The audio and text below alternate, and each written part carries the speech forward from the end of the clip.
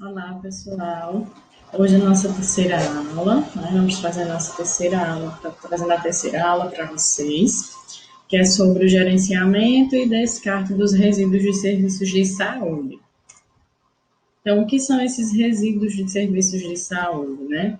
Esses resíduos, eles estão dentro dos grupos dos serviços de saúde, são encontrados são oriundos, originados de hospitais, drogarias, consultórios médicos e odontológicos, assim como também laboratórios de análises clínicas.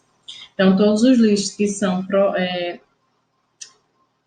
originados desses locais são chamados resíduos de serviços de saúde. As pessoas que manipulam esses resíduos, ela tem sua saúde exposta a riscos. O incorreto manejo ele pode levar a um aumento no número de casos de infecções hospitalares, porque são resíduos que provêm de ambientes hospitalares ou ambientes de saúde. E esses resíduos, quando presentes em lixões, eles podem poluir lençóis freáticos, como também corpos hídricos, devido à substância que eles produzem, que é o chorume, que ele é formado justamente no acúmulo desse tipo de lixo. Esses resíduos eles são classificados, né, de acordo com a RDC da Anvisa, número 306 de 2004, que define justamente a classificação desses resíduos de serviços de saúde, o qual esse devido gerenciamento a ser dado a cada grupo. O que é que pode se fazer por cada grupo e o que é cada grupo. Temos o grupo A, que são resíduos que possivelmente possuem agentes biológicos, dessa maneira eles apresentam um grande risco de infecções, que eles se subdividem em 5 subgrupos, de A1 a A5. São baseados justamente nas diferenças entre os tipos de resíduos que possuem esses agentes. O grupo B são resíduos com presença de substâncias químicas, que possivelmente também conferem risco à saúde pública e ou ao meio ambiente, ou seja, tanto pode produzir risco à população como também ao meio ambiente. O grupo C são materiais oriundos de atividades humanas que possuem radionuclídeos, com quantidades acima dos limites aceitados pela CENEM, que é a Comissão Nacional de Energia Nuclear, ou seja, essa comissão ela avalia a quantidade de radionuclídeos de resíduos nucleares radioativos que podem conter em cada substância ou em cada aparelho. No caso desses materiais que são oriundos dessas atividades, eles possuem uma quantidade de radiação acima do que a CENEM estabelece como padrão, como correto. O grupo D são resíduos que eles não apresentam risco químico, biológico, radioativo para a saúde nem dos seres vivos, nem do meio ambiente. Um exemplo clássico é o papel de uso sanitário, são fraldas, restos alimentares de pacientes, entre outros. E o grupo E são os materiais pérfuros cortantes ou escarificantes, bisturis, agulhas. O recolhimento desses resíduos, ou seja, o gerenciamento desses resíduos, ele possui uma importância extrema na neutralização dos possíveis riscos à saúde de seres humanos e também do meio ambiente. Realizado sempre através de um conjunto de ações que tem seu início desde o manejo interno e vai até o descarte desses resíduos no meio externo.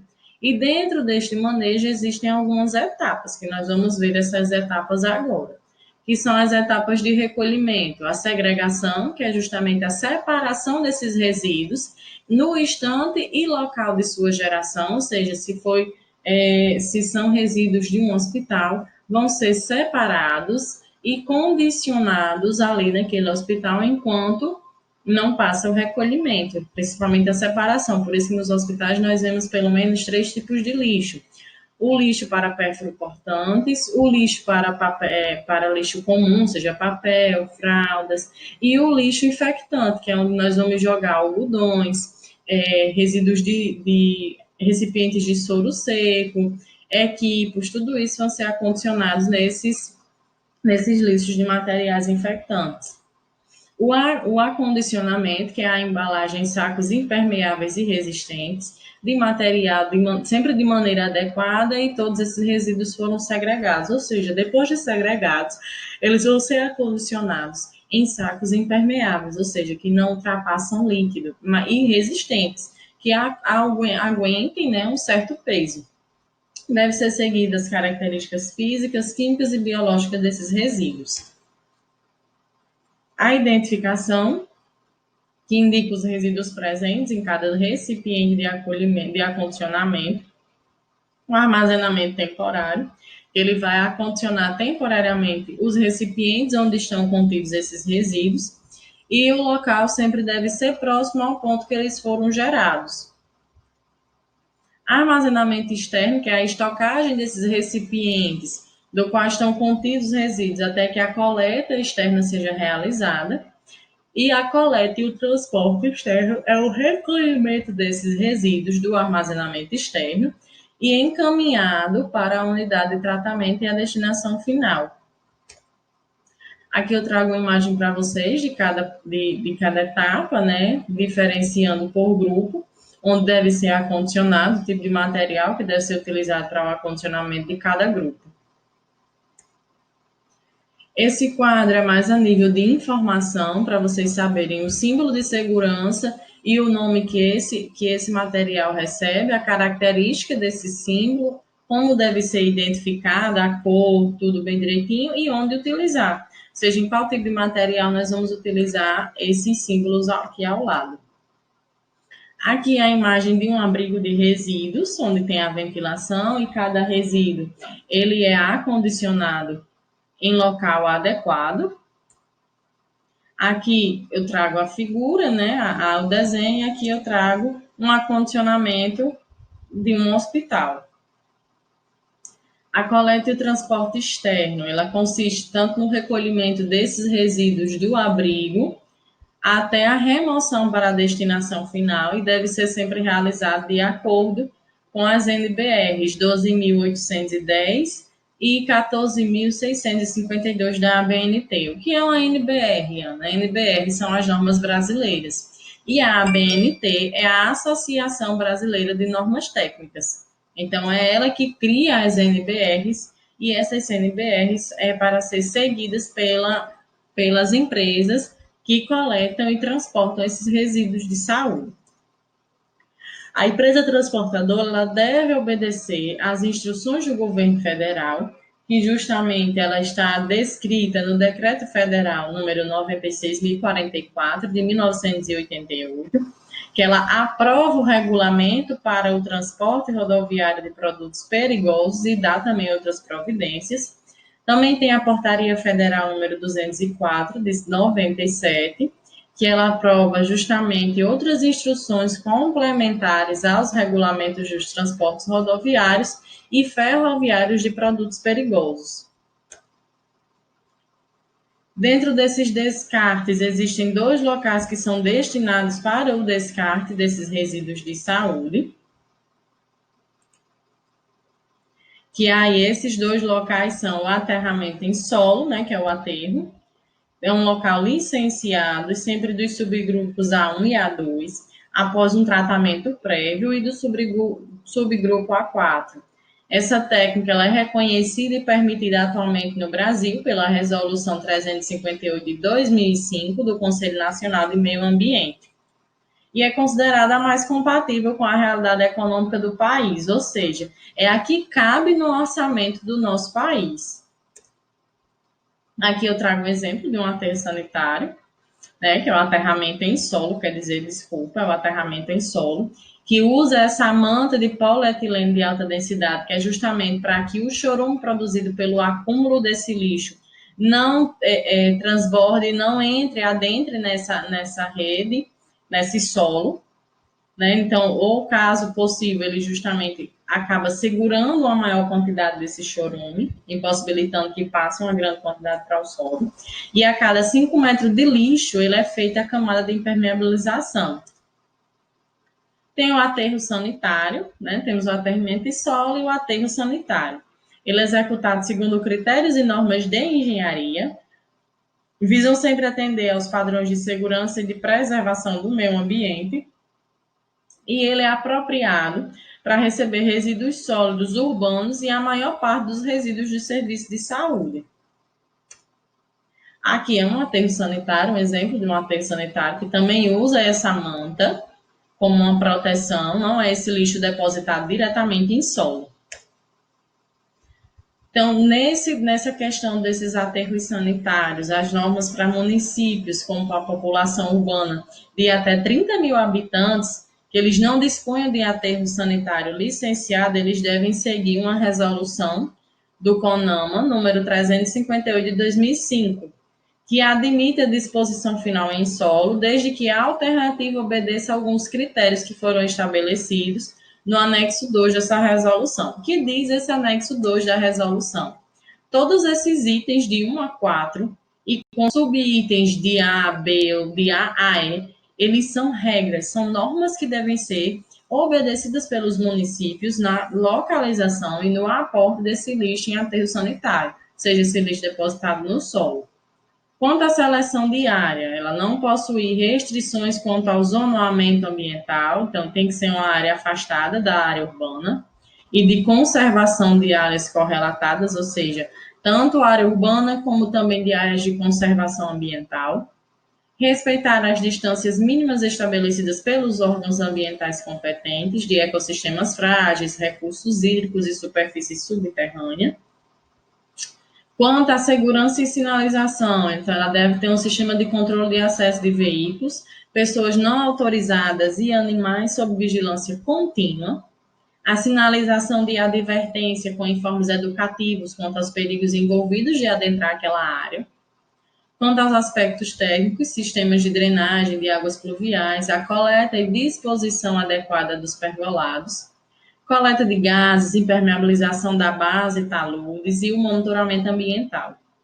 Quanto também ao processo de disposição final desses resíduos, a disposição desses resíduos diretamente sobre o fundo do local, a acomodação desses resíduos sem uma compactação direta, cobertura de área com solo, admitindo-se disposição em camadas, uma cobertura final e um plano de encerramento, ou seja, na execução da finalização do encerramento da utilização desse local.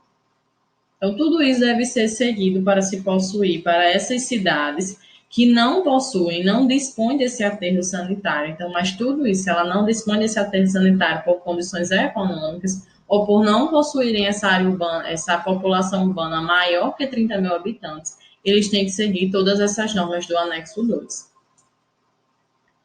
A ação ideal para esses municípios, sem aterros sanitários, é que eles se organizem no que nós chamamos em consórcios públicos. O que são esses consórcios? Vários municípios entram cada um com uma quantidade de verba e organizam o que chamamos de consórcio. Cada um entra com uma parte para gerar apenas um produto.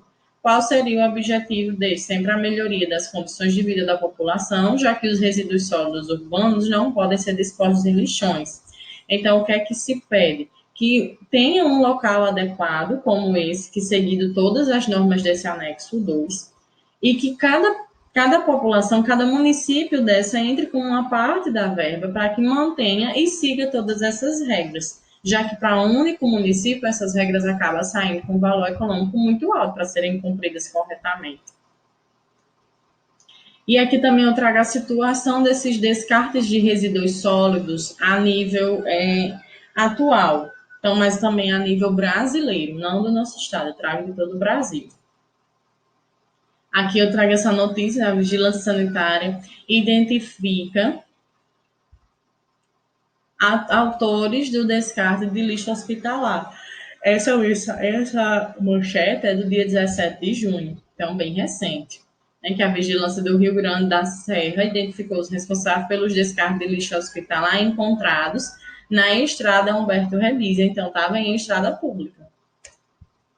Secretaria também notifica a empresa por descartar irregularmente o lixo hospitalar em Uruguaiana. Então, estavam descartando, olha, se vocês observarem, estavam descartando os frascos de exames, material para exames da Covid-19, foram encontrados abandonados em via pública.